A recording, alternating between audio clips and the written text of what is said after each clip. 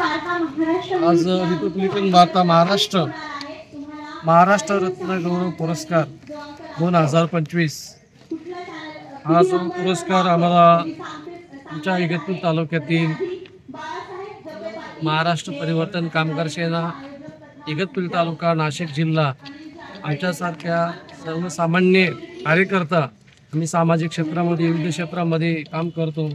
आम्ही लोकांपुढे एक सत्य मानतो, अन्यायाच्या विरुद्ध वाचा पडतो आणि अनेक प्रकारच्या विविध क्षेत्रामध्ये आम्ही दुष्काळ पडला महाराष्ट्रामध्ये मोठा दुष्काळ, तर आम्ही आमच्या परिवर्तन कामगार सेनेच्या वतीनं अन्नधान्य वस्त्र आम्ही तिथं आज पाठवलंय, अजून पाठवणार आहे। आमचे सर आम्ही सगळं टीम जाणार आहे।